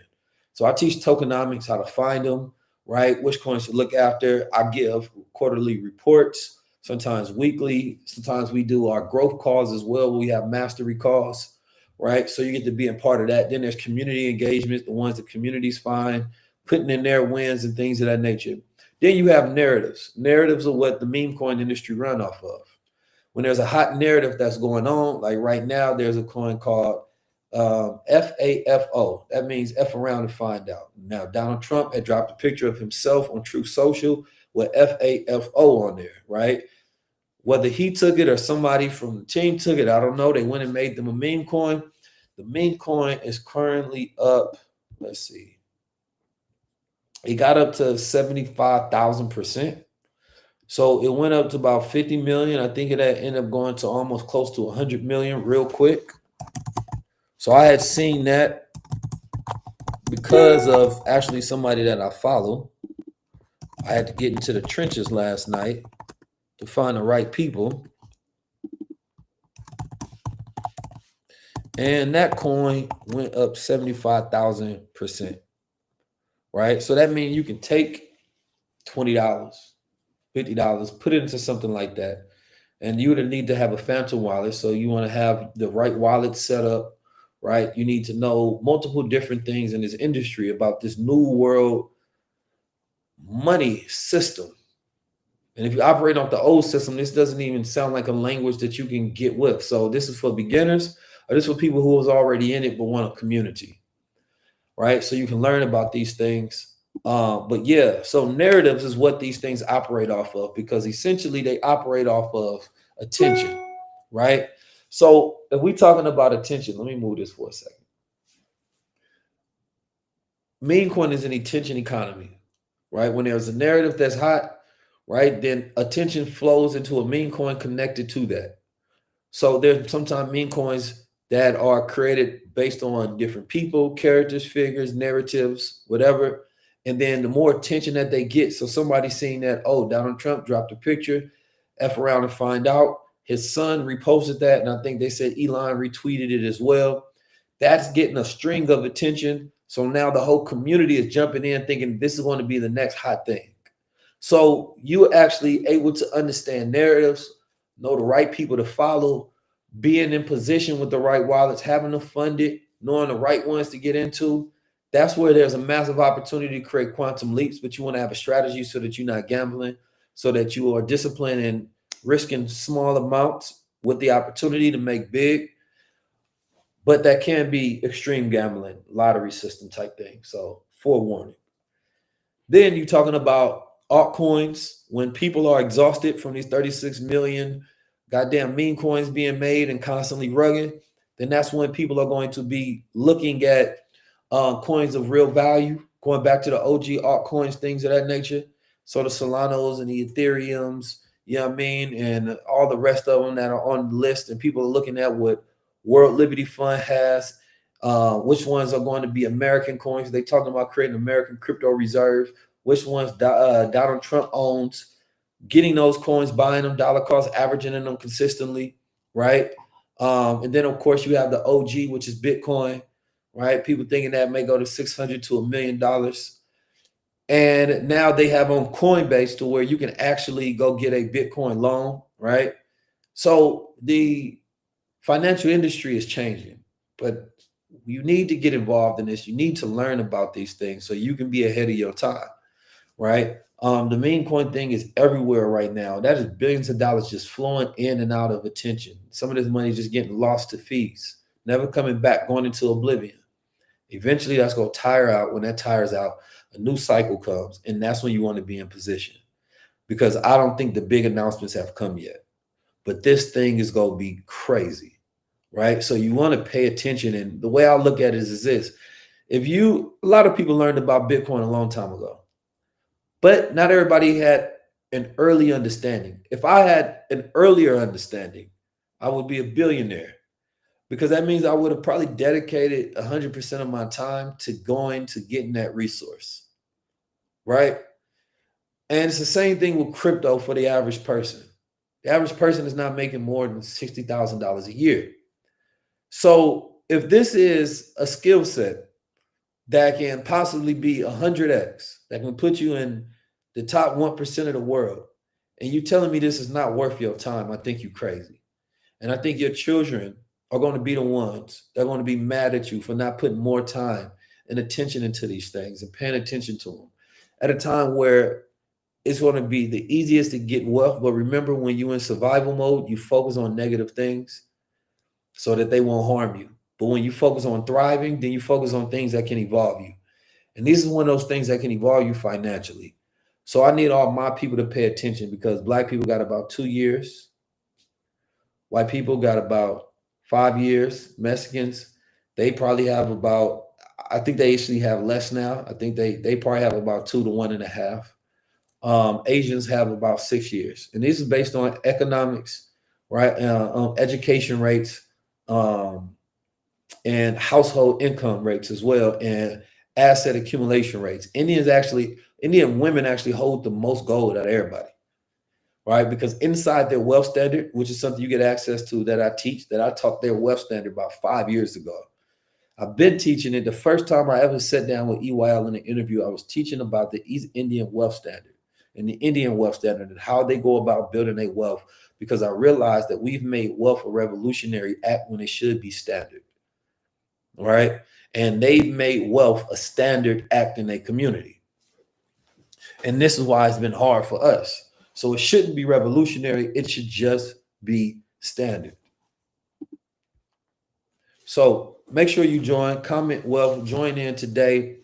And you'll be linked in instantly. We also teach you how to become an author. We teach you how to utilize AI, how you can create your digital clones, AI clones, right? You learn how to prompt. You get our AI supremacy, where we teach you how to go into the foundations, the basics, start building off AI. We have a whole new AI class that we're going to be teaching. And then for those that want to get into our high level club, that is our monthly subscriber, to where people are part of the community. Now, I appreciate y'all making it all the way to this part of the video. But I look forward to building. And we have some announcements, inshallah, in the next coming weeks or months, or even at the event, that I think, inshallah, it will rock things up. It's going to change things. I'm excited to be working behind the scenes at this point, and not be telling everybody everything that I'm doing every single moment. I like it this way better. You know what I'm saying? We have brands, we have products, we have huge, huge things coming. And I just want y'all to continue to pay attention, continue to build with us. You feel me? And don't be afraid of the time that we living in. Don't be afraid of the time that we living in. I got to say that again and again and again. Do not be afraid. This is the time that I want you to psychologically think about it from a place of victory, right? I want you to sit down at home, and I want you to write out the world that you want, right? Who you want to become, how you're going to get there, right? And this is a psychological exercise that you can do this almost every single day. If you write this out every single day, how do you want to feel as you live, right? You think about the amount of money you want to make, how you want to make that money, what are you going to spend it on? Every day, if you're writing this out as a visualization tool, right? It syncs your mind to that reality and you start to shift there. A lot of people think that their reality is based on some sort of goal. Writing down your goals do increase your chances of success. But what increases your chances of success even more is shifting your emotional frequency. There is no greater determination of a successful person than the shifting of their emotional frequency. Sometimes you can want something so bad that you actually push it away. It's like trying to chase a woman. You want her so much, she don't want you. She's like, that isn't weirdo, stalker. You know what I'm saying? Like, I know some of y'all done had that before. Not Big Keys. Big Keys ain't never had that problem. You know what I'm saying? But it's real. The universe is like that as well. Desperate energy is not attractive. You want to know the secrets of the universe? Think about what's attractive, right? What's attractive to a woman? Confidence. Same thing with the universe. When you act like you don't want something, you become more confident. You're not even tripping. When you act like you already got it like that, more confident. It's attractive. It's directly correlated with how the universe responds because the universe can only bend, right, to the reality that we exist in emotionally, spiritually, mentally.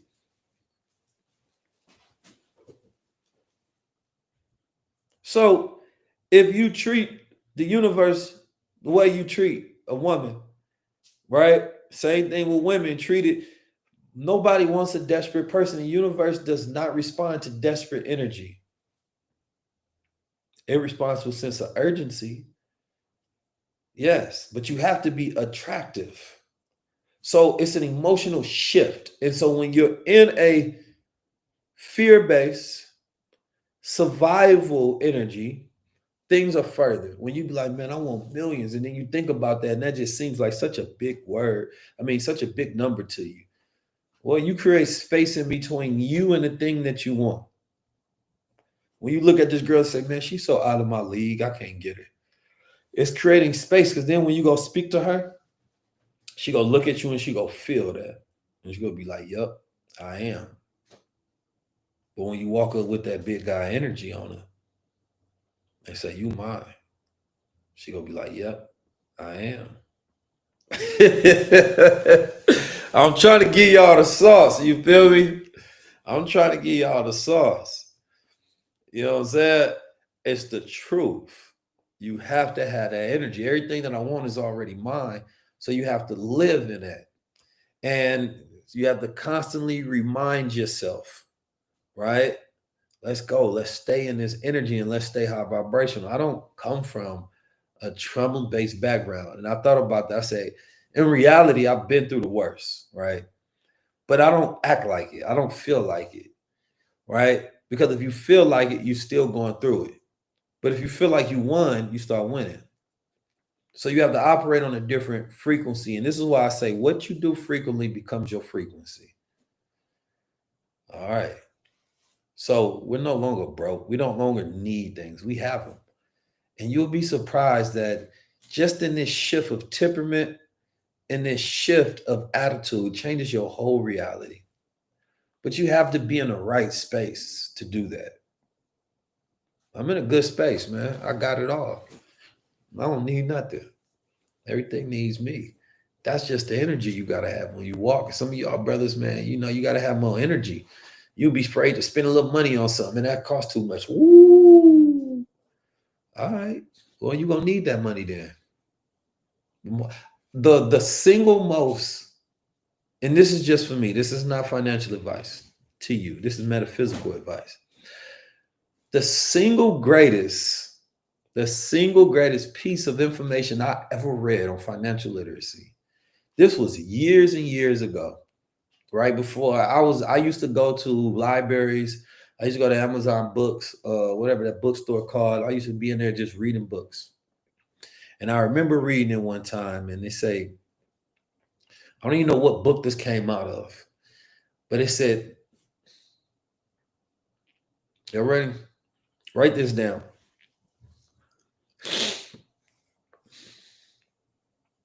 The harder you hold on to a dollar, the more you will need it." I had to think about that for a minute. What the hell do they mean? That money is supposed to flow. It's supposed to go in and out, flow, flow, flow, flow, flow. And when I used to be cheap and tight, but first of all, I realized that my language was wrong. There's nothing wrong with preserving wealth. See, wealthy people don't preserve wealth by saving, they preserve wealth by investing. They'll put their money in a bond that might make them 7% guaranteed. So it's making a little more than inflation. But it's not just sitting there. They're not saving their money. They're still investing it because the money needs to circulate. It's energy. And with poor people, you have the reverse. So you realize that you have to think about it, that if you are not where you want to be, then you know that who you are is not who you want to listen to. You do not listen to your current self. You have to listen to your wealthy self.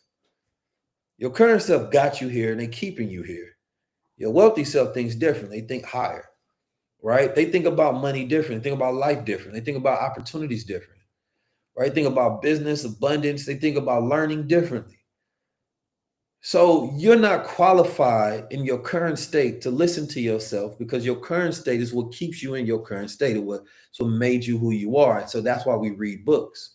That's why we learn from people who know more than us. We aspire to be like people, right, who are inspiring and have more, because we realize that we're unqualified. So when we're making decisions in our daily lives, we have to remember that as well. Like, wait a minute, I don't want to do this. Well, maybe I should do it then, because I is keeping me here. So once I realized that, I started to only take advice from wealthy people and stop listening to myself. And I started listening to people who had more than me, and my life changed because I stopped doing what I would do and I started doing what wealthy people would do. And so for me, that advice is, the harder you hold on to a dollar, the more that you're going to need it, right? I thought that that was such key. And it was this idea that you have to stop holding on to things. You have to let them flow so they can generate more. And when that happened, I started spending money on educating myself. I would buy the most expensive book in the world if I can learn something, and that knowledge is worth more than I paid for the book. I would buy clothes if I could think about how was I going to get a return on it.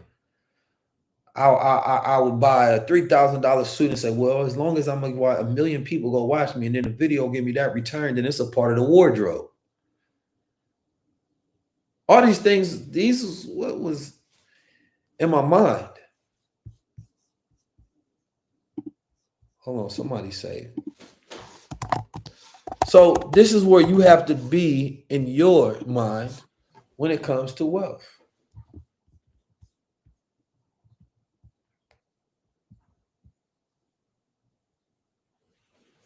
This is what you have to do. And the more you do that, the more successful you will become.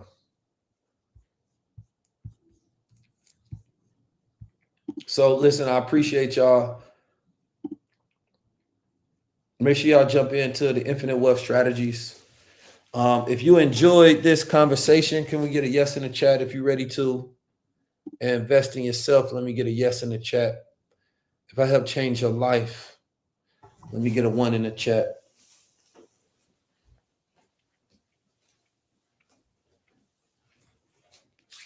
We locked in, man, from a place of victory always. I can't wait to see y'all February 7th. Powerful.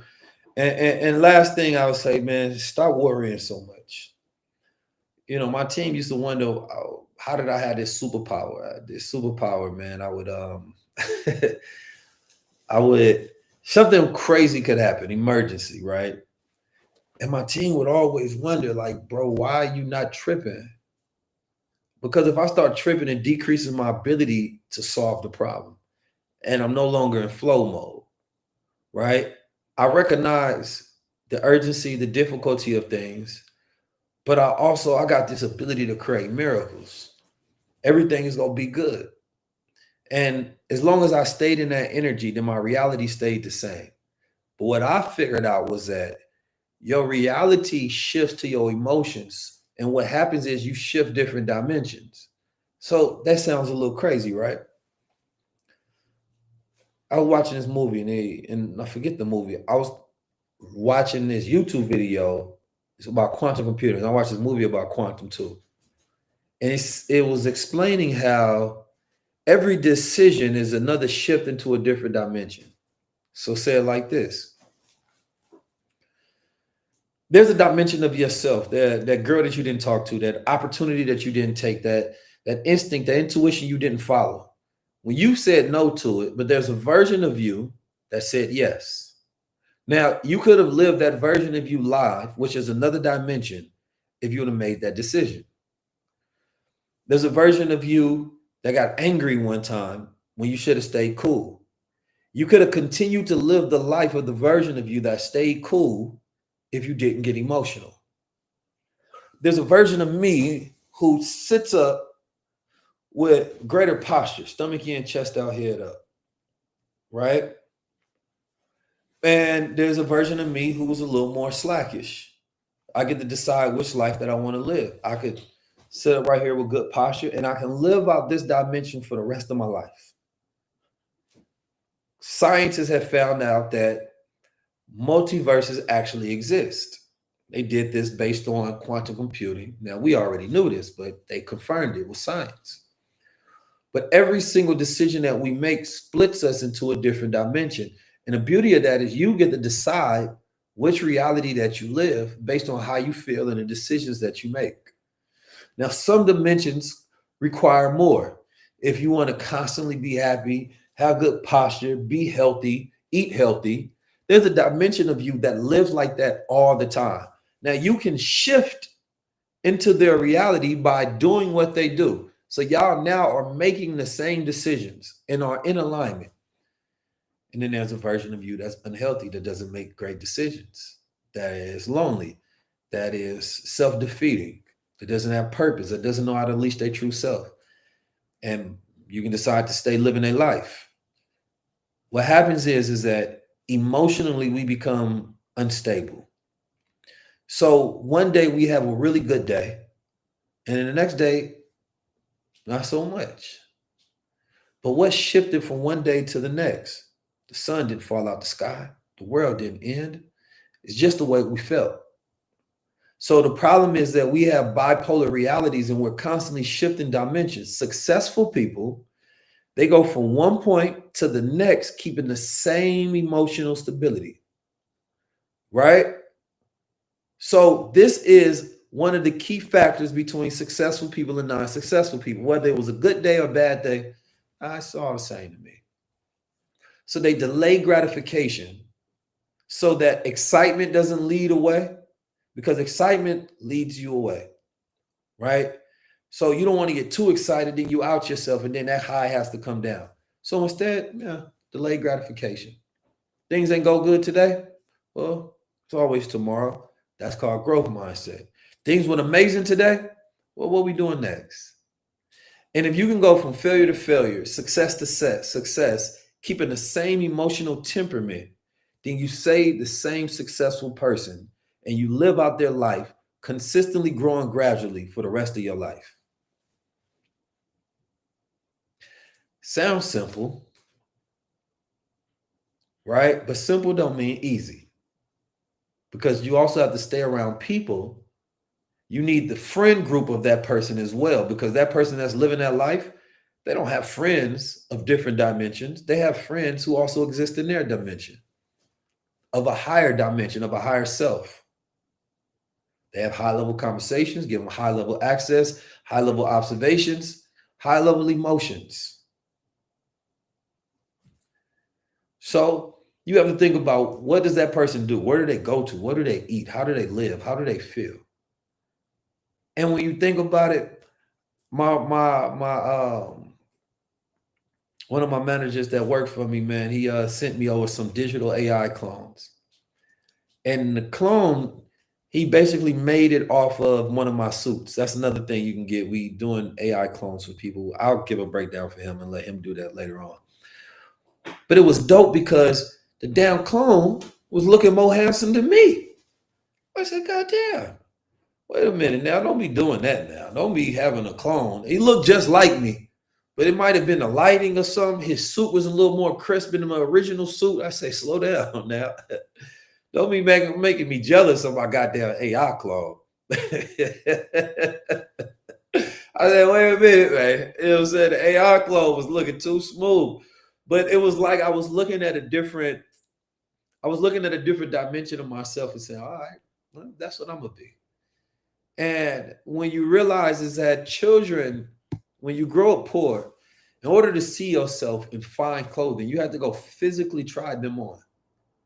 Right? In order to see yourself in another country, you have to physically go to be there. This generation has the ability to visualize it in front of their eyes and not just with their mind. Now, it's very powerful to do with your mind, but if you will take your children and you show them pictures of themselves as scientists, engineers, people that are rich, and put that in their rooms, put it in your own room, and look at that every day. This is who you become. This is who you visualize on your best days and on your worst days. And I said, damn. And I've always said this, that my future self is the only man that I've ever been jealous of. Because he got everything I want. He's everything I'm trying to be. So if I sit down and visualize who that person is and I can crystallize that in my mind, then it gives me a frequency to live. And I ask myself, how does he eat? How does he think? How does he feel? Right? What is his goals? How does he make other people feel? How does he feel about himself? Right? How does he respond to things? How does he resolve conflict? Where does he live? Why does he live there? And I'm putting together, right, the ingredients necessary for me to live up to everything that I want to be. And this half of the conversation is very important for those who understand what I'm saying. Because there's infinite wealth, but do you live abundantly?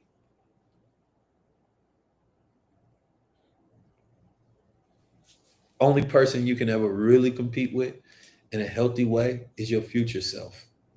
And you're just trying to figure out, how do I get to be you faster? And then that depends on your strategies. So if we can impregnate the imagination of Black America with our own fantasies of our future, what do you think we will produce? This is why, to me, controlling media, and this is why I want to own a media conglomerate. So when you all see me going forward, please get behind it. Because I know for a fact that if we believe it, it becomes true. But we don't see it enough. We don't. And unfortunately, even those who I think have good hearts, they don't have the background to create the ideas, to feed us, to make us shift. So I want to help that. I want to make high-level media for us so that we can be impregnated with the imagination of who we are in the future, and we can make that a self-fulfilling prophecy. I want to thank you all for being here in this live. It was a very powerful one, right? And I want you all to continue to grow, continue to learn, continue to pull my card. When I don't know something, bring me the facts, the stats, the information. I'm in this age now to where I really want to be correct. I have my perception, my perspectives of things. There's a version of me that's always right. I'm not there yet, right? I'm still learning. I have my days. So I want you all to help me to help us, right? This is a network. This is a community, and we all have our parts to play. Play yours by being your highest self. Join Infinite Wealth Strategies, tap in, become a part of the community, and be in position to win wealth. Unleash that higher self. Unleash the power that you have within yourself. Peace.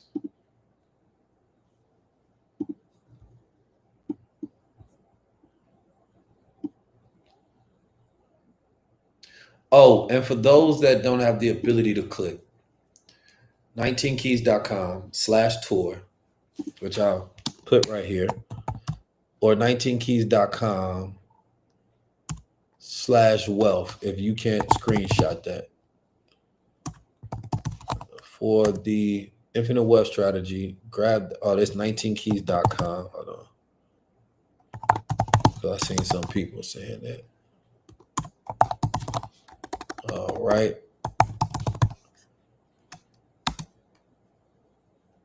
And that is for the Infinite Wealth Strategy. Remember, you can do half off, pay now and pay later. So $222. That is going to be good for the next 24 hours. So make sure you lock in at that price.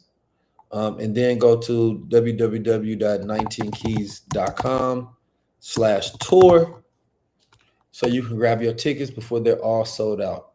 I have a good feeling that they're going to be sold out within like the next 24 to 48 hours. And we're going to be announcing a surprise. I know it might be petty, but I want to announce the surprises after they sold out, right? It's almost going to be my gift to everybody that bought in before they even knew who was going to be there and what was going to happen. Peace to the family.